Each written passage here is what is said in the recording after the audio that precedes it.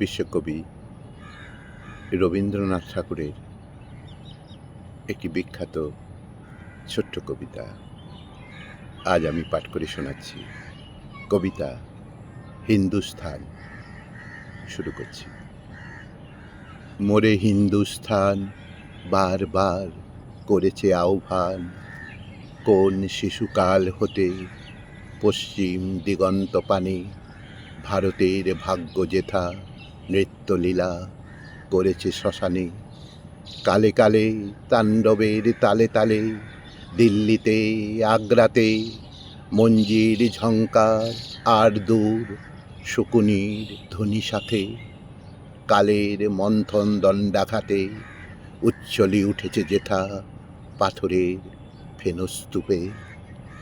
অদৃষ্টের অট্টহাস্য অভ্রভেদী প্রাসাদের রূপে লক্ষ্মী অলক্ষ্মীর দুই বিপরীত পথে রথে প্রতি রথে।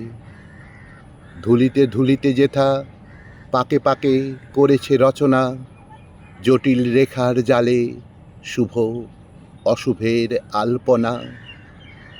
নব নব ধ্বজা হাতে নব নব সৈনিক বাহিনী, এক কাহিনীর সূত্র ছিন্ন করি আরেক কাহিনী। বারংবার গ্রন্থি দিয়ে করেছে যোজন, প্রাঙ্গণ প্রাচীর যার অকস্মাৎ করেছে লঙ্ঘন। দস্যুদল অর্ধরাত্রে দ্বার ভেঙে জাগিয়েছে আর্তকোলাহল, করেছে আসন কাড়াকাড়ি, ক্ষুদিতের অন্ন থালি নিয়েছে উজাড়ি। রাত্রিরে ভুলিল তারা ঐশ্বর্যের মশাল আলোয়, পীড়িত পীড়নকারী দোহে মিলি সাদাই কালোই। যেখানে রচিয়াছিল দূত খেলাঘর, অবশেষে সেটা আজ একমাত্র বিরাট কবর। প্রান্ত হতে প্রান্তে প্রসারিত সেথা জয়ী আর পরাজিত একত্রে করেছে অবসান।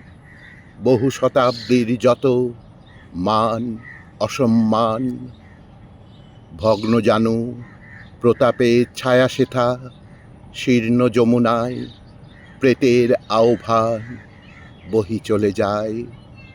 বলে যায় আরো ছায়া ঘনাইছে অস্ত দিগন্তের জীর্ণ যুগান্তের।